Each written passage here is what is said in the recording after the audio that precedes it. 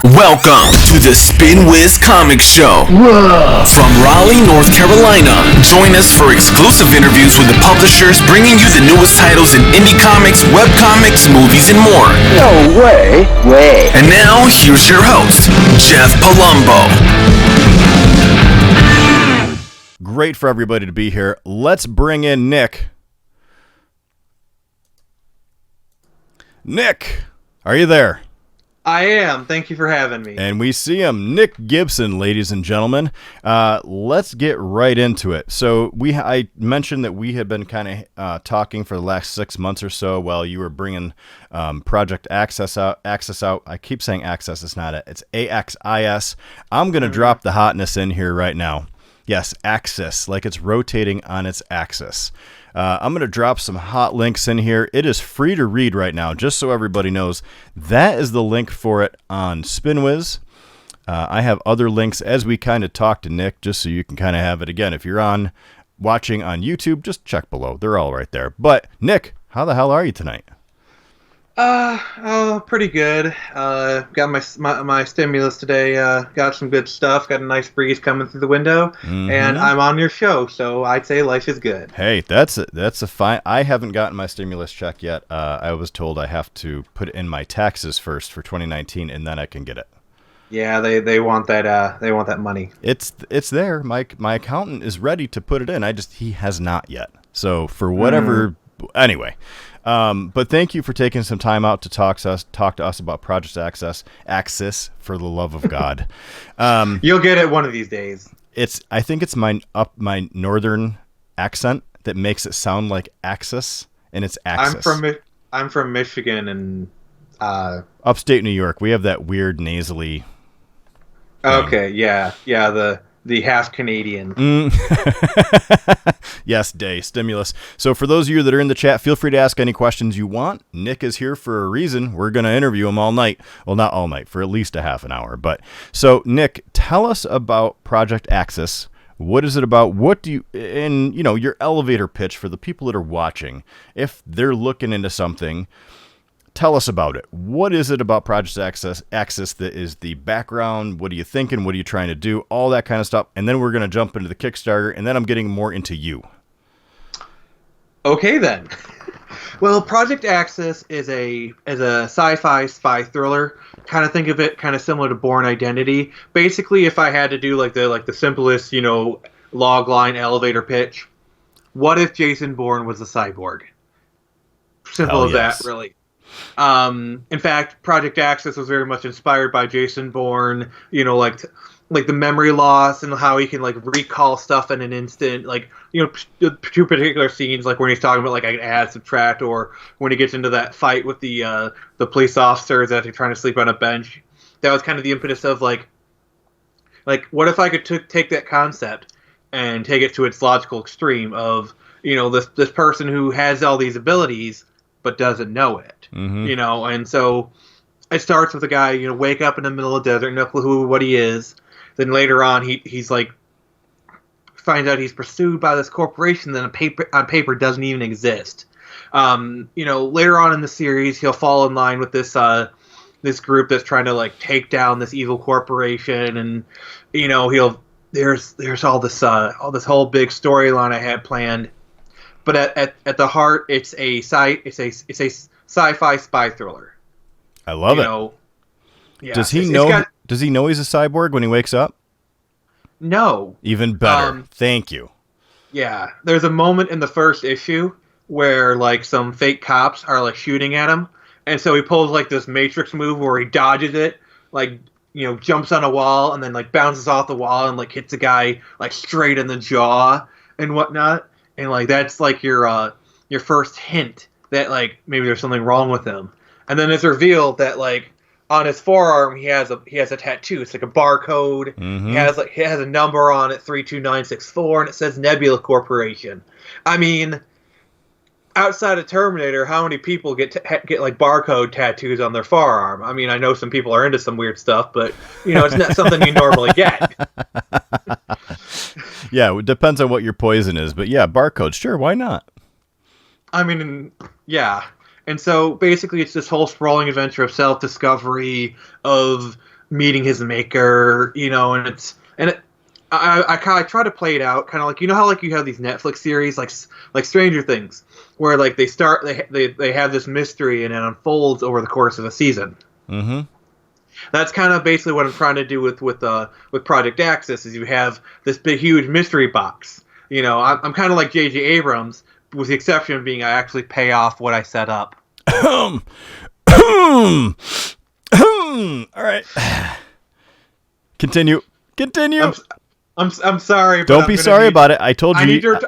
I need to return that cheap shot to the ammo store. No, I told you could do it. I like it, and everybody obviously watching is, if they're a Star Wars fan at any point in time, or Star Trek, I guess, that probably rang true for them. So no, continue. I mean, that's basically this. I mean, just kind of do a mini rant about J.J. Abrams. Like, I like the guy, but his problem is he sets up more questions than he asks and answers. Like, he's really good about posing a question.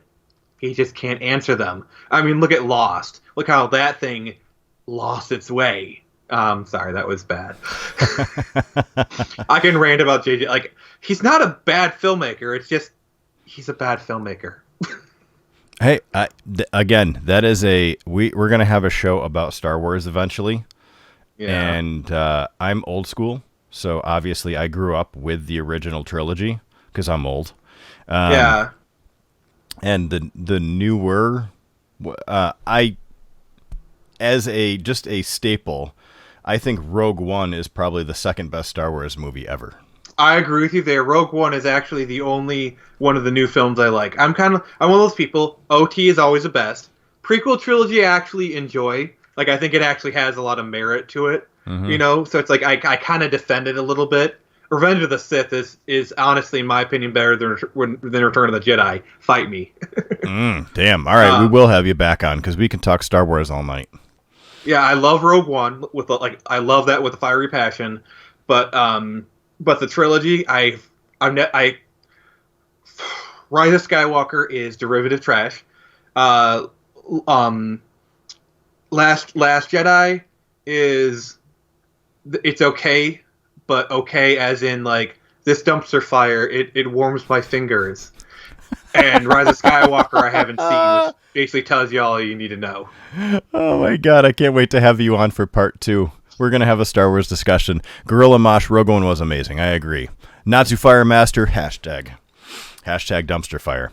From what I hear, Rebels was pretty decent, but, I love Mandalorian. I love that. Mandalorian's good. Rebels was good. I haven't seen it, but from what I've seen, it looks pretty good. But that was made by the same people who made Clone Wars, so what do you expect? And then Mandalorian, Dave Filoni was a part of it, so again, what do you expect? Yeah, Rebels, I watched it all the way through, and the first season I was kind of like, but second and after, I was like, damn, like, dope. The stuff that they brought up was really cool. They had good... Anyway, we could talk about that later. Yeah, we're here for you right now, Nick. Yeah, I know. I'm sorry. Hey, that's what we do. But I want to talk more about Project Axis. So he is a cyborg, Jason Bourne, ass kicker, wakes up, doesn't know what he's doing, doesn't know where he is, can all of a sudden bounce off walls and crush people in their jaw in an instant. So let's get right into this piece of how did you come up with this idea, and do you write it? Do you draw it? Do you do both? Like, what's the... I am a writer, and I suck at drawing. I have an artist named Jason Johnson who is fucking amazing. And Jason, if you can hear this, you are amazing. And don't you dare say a word different. Your art is fucking amazing, and I would not be anywhere without you. So shut up and take the compliment. That's right. Shut up, Jason. Take the compliment. So what is it? He's so critical of his own work, but it is amazing. So do we... From the end of I don't want to give things away. Remember, you can go read this on Spinwhiz right now. Nick wants you to read it. That's why it's on Spinwhiz. The preview is the first 7 pages. Yep. So we have the preview up now. And what you're doing on Kickstarter is issue number 1, which includes the first 7 pages, yes? Yes, plus 7 more. And then also another backup feature. That's actually something that I probably should elaborate on. Okay, let's do it. So basically, the original version of Project Axis is 14 pages. And when we went to redo it, we decided to just kind of lightly touch up the art. So it basically got re-inked, recolored, and relettered. and the pencils got like touched up a little bit, like faces and some stuff. But the thing is, obviously, I couldn't expand the script because that would mean adding more pages and basically more time. So we're beholden to the 14. The thing is, when I formed my own company, I had other stories that were in development. One of them was a six-page story that was made for horror anthology, where the pencils and inks were already done for it. Okay. So I basically decided to combine that and make it like 20 pages. Well, it turned out to be 24 pages because, like, obviously printing stuff, and like, so it turned out to be 21. So I had 3 pages. So I included some other stuff like a comic strip that me and Jason co-created, a preview for an upcoming Phoenix Press comic that's in development. I have to have something teaser. in dev. Yeah, I mean, tease And it then- up. That's why we're here. And then Jason has a teaser page for something he has cooking on his own. And I really like the idea of including a backup feature, kind of like bringing up the old like Action Comics kind of stuff where it's like you had your main story and then the backup feature. And so that's something I might try and do.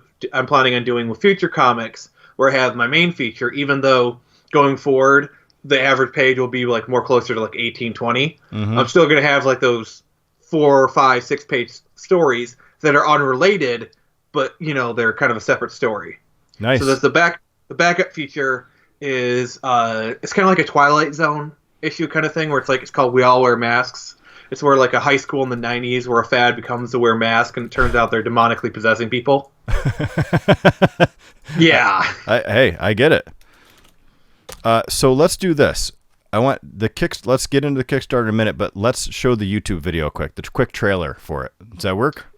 Yeah, so basically I edited this myself, I composed the music myself, so if there's anything wrong with it, blame me. And not Jason.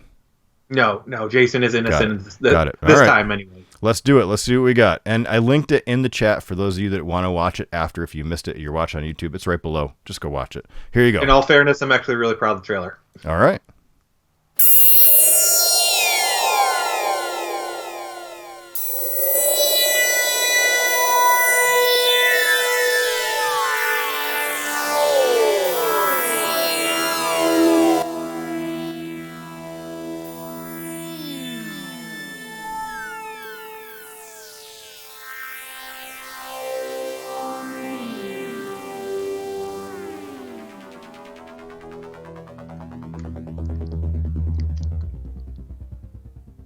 You do love Tron. What do you mean? I'll tell you after this is over. All right.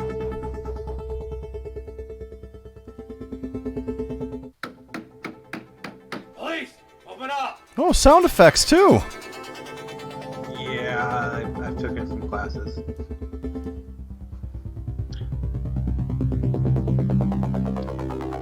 I'm actually not a keyboardist, but I can bang out a synth beat. May 1st. That's this Friday. Marveloso. Well done.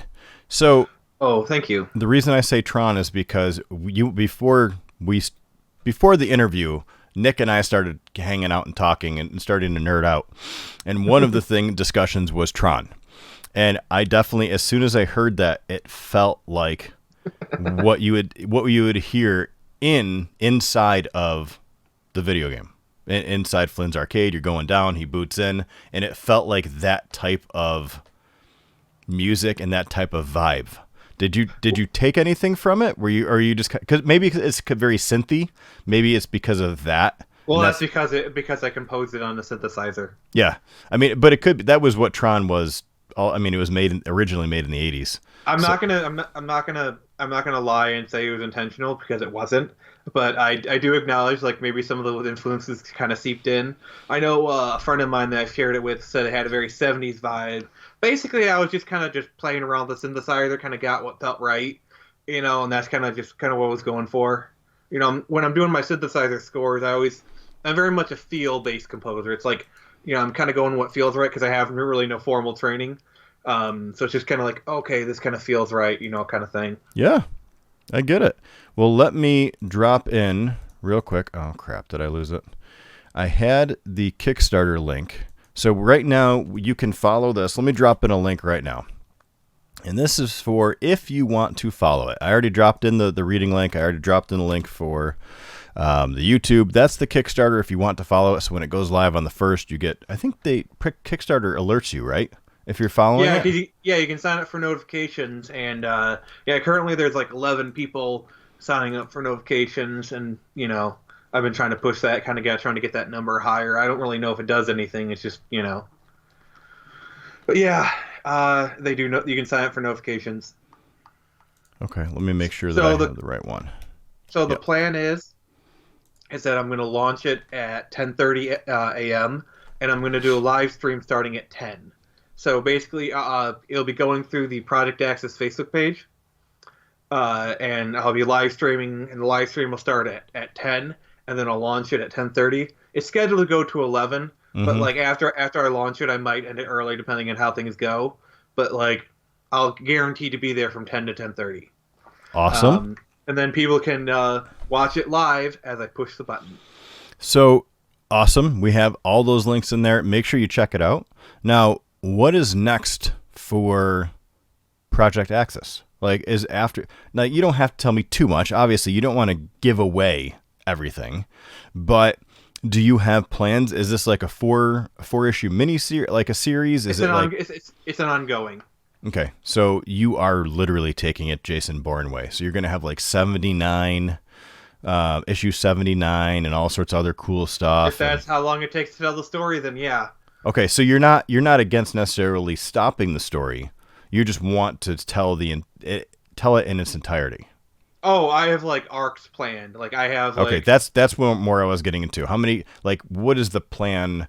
How long does that plan go? Like, how many arcs do you already have planned out, or ish? I don't have an exact issue count, but like basically, so this initial arc that we're on now, that's 5 issues. All the scripts for that are done, and then between that there'll be a kind of like a miniature arc to kind of set up the next big mega arc. So, like, the mega arc is basically you'll have, like, 5 different MacGuffins all across the United States. And basically each MacGuffin is going to be its own, like, 5-issue arc kind of thing. And then beyond that, I haven't, let's see here. There's that arc. And then another arc. And then that kind of leads into kind of like the endgame stuff. Where beyond that, where it's kind of like you have your final revelation revealed. I'm being vague on purpose, of course. Yeah, I would be. Yep. And then beyond that, I might end the series. I might relaunch it as something else, or it just go from there. So that's kind of the current plan. Awesome. As far as production wise, issue 2 is actually already like partially finished. Basically, the plan is after the Kickstarter, Jason's going to take a bit of a break, and then in July I'm going to take a break. And we're planning on resuming production August 1st on issue 2. You need those breaks, man. You need to.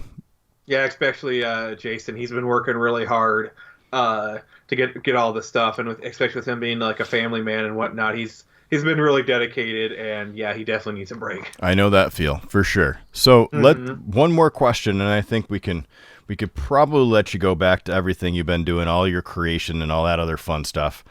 This has been published before, yes? Like, tell me a little bit about that. Let's see that hot comic you got there. Do you want to go into that a little bit anyway, just in case people Google it or something like that and they see it and they're like, wait a minute, what's going on here? Do you want to kind of show the hotness, give us a little background? Yeah, okay. So as this very good-looking host just said... Why, thank you. Project Access was initially published before by a separate company, and it did come out physically. I have one of the very few copies to exist. It was available digitally for about, and whatnot. There's probably about, like, I'd say 26 of these existing. This is probably, like, a future collector's item. Like, don't be surprised, once a Netflix series drops, like, these go for, like, a couple $1,000. God, you hope so. Yeah. I'm never selling this, but, like... the other people who have it. So yeah, like I said, we redid the art. This is like the original art, so if this is the original art, it will be changed, kind of thing, and whatnot. So yeah, it was published. I broke with the original company, formed my own, and basically I brought with it my original IPs that I created for the company. One of them being Project Access and whatnot. Awesome. Well, that way everybody knows, just in case you Google it and you see something pop up that's not Spinwhiz or not this Kickstarter, that's why. That's kind of why I wanted to get it out there, because there's some shady people out there. Because we did do a Kickstarter for this and it failed, and that might be kind of spinning around. And plus, I think a few places did reviews on the comics, so like you Google it, those might pop up like for the old version. Well, luckily, when you type in Project Access, we are number 1 on the SEO ranking. So you actually, when you type it in, Spinwhiz comes up first. Oh, nice. Yeah. So we try to get rid of all that other stuff, get you the hotness. But listen, man, that was a great interview. It's awesome. Like I said, I'm going to try to get this up for you because I want to see this succeed, give you a little heat on Friday. Anything else you want to add before we log off and say goodnight? Han shot first. Damn right he did. And in my world, Greedo never shot at all. No, and this never happened. That was bullshit. Oh my God, yeah. We'll have a Star Wars discussion. Yeah, I'm down. We'll bring some people in and we'll just nerd out for a good hour or so. That sounds good to me. And I'm going to be drinking during that too. Bye. Awesome. Listen, ladies and gentlemen, Nick Gibson